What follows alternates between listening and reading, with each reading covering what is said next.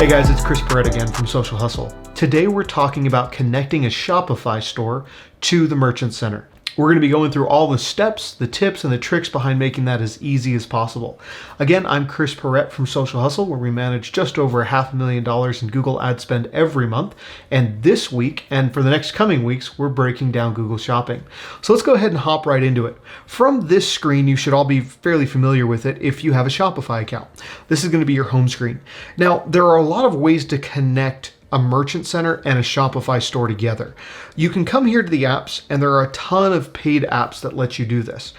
I'm going to be showing you the free way to do it. I'm going to be showing you the easy way to do it, and I'm going to be showing you the way that lets you have the most control possible over your products.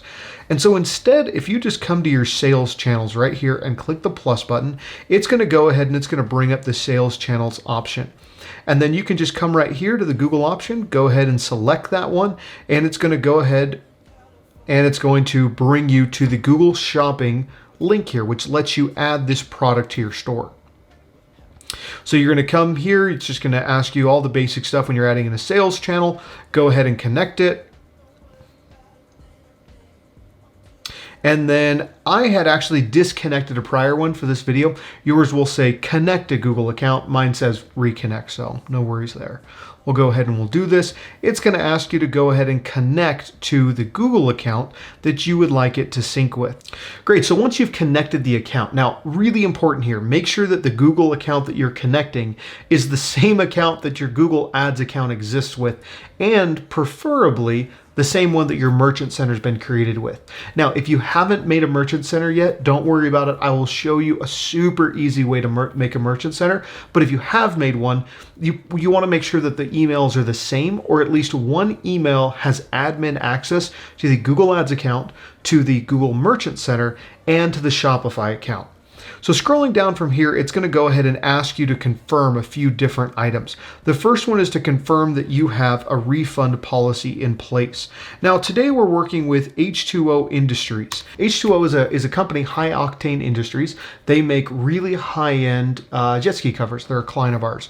And so coming down here to the bottom, what we're looking for is to make sure that they have a return and exchange policy. So if you look here, it says, do you have a refund policy, terms of services visible on your website?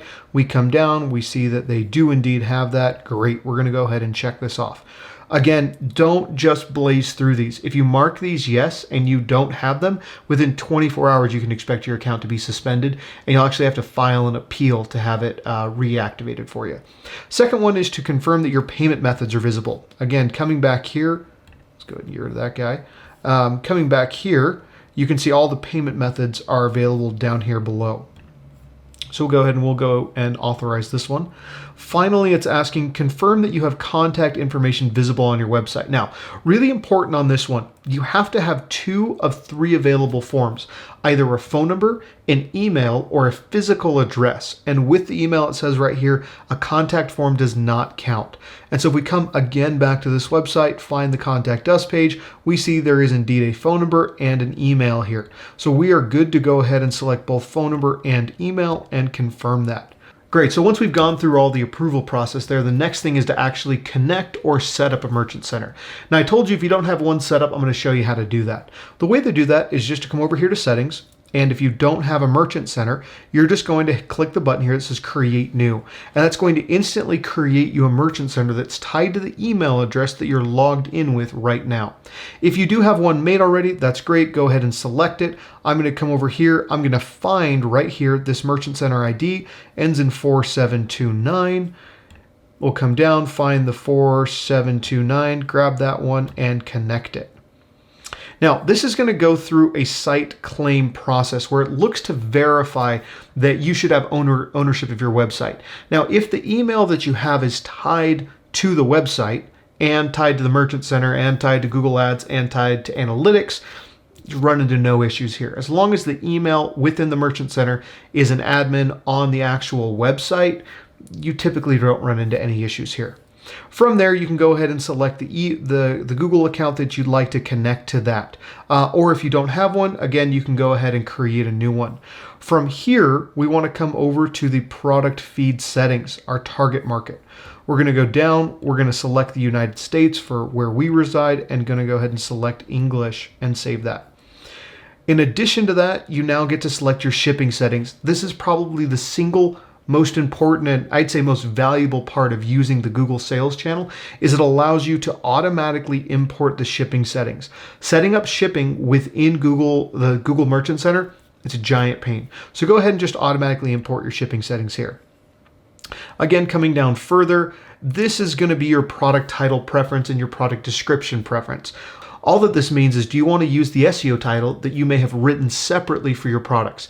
If you do SEO on your products, you're writing SEO specific titles and descriptions, use this option. I can't really think of a scenario where you wouldn't want to use this, so I would just go ahead and stay with this. You don't have to save it because it's already set. All right, and then once you actually connect that to a merchant center, your products automatically are just going to begin to move into that merchant center. So I see right here that I have 44 products that are pending. Now, these products are probably going to get disapproved because we're missing some really important metadata. That's the final piece that we're going to look at today, is how to set up metadata for a product. So what you're going to do is you're going to come to manage availability, and I'll show you two options. So to start with, we'll go to what is the bulk editor. The bulk editor lets you edit all of the different specific pieces for all of your products. So what you can do is across the board here, you can, and this is saving some of the data from when I had this set up before. When you come in, your age group, your gender, your condition, your color, material, size type, size system, all of these are probably going to be blank. And so you can come into this bulk editor and you can edit each one. Now you can shift and click and actually highlight multiple rows like this. The only thing to keep in mind is that if you try to change it, make sure you go to the original row or it won't give you the drop down. If you click on a different one, it'll actually deselect. So you want to fill out as many of these fields as possible. You want to give all of that information to Google. Now, Google does require that you at least provide color if it's a custom product or not. If it's not a custom product, then it wants either a MPN or whatever the serial code is for that. And you're going to need to tell it the size, you're going to need to tell it the age range, and you're going to need to tell it if it's new or used. Beyond that, what will happen is once you've gone through and created all of the metadata there, you can come back to your sales channel here, scroll down to the bottom, and if you have any products that have been not approved and you select here, it will actually tell you why they're not approved. Immediately we see that what's missing here is a description. And so Google has already sent this to the Merchant Center. Merchant Center has said, hey, we need a description, and it's sent it back. So if you click into this product, you're going to notice on the left that you're in the actual product here. So you can just go ahead and fill in the description here. And this is the description that's then going to go to the Merchant Center. That is really everything that you need to understand how to set up a Merchant Center connection between Shopify and your Merchant Center. We'll go ahead and we have a few more videos coming out where we talk about actually connecting the Merchant Center to Google and then actually setting up those Google ads. But guys, I hope that this is valuable to you. I hope that this is helping you get ahead on your Shopify account. Again, guys, my name is Chris Perrette from Social Hustle. We manage just over $500,000 in ad spend every month, and we are dedicated to bringing you informative and helpful Google Ads videos every month. If there's anything that you'd like to see, any questions or anything that you maybe think I missed, please go ahead and drop a comment down below. I would love to hear from you guys. And then stay tuned over the next coming weeks. Subscribe if you want to see the rest of this video series. Again, we're going to go through how to connect the Merchant Center to Google Ads, how to actually set up the ads and run them, and then how we do optimization on an ongoing basis. Thank you guys, and we'll see you again next week.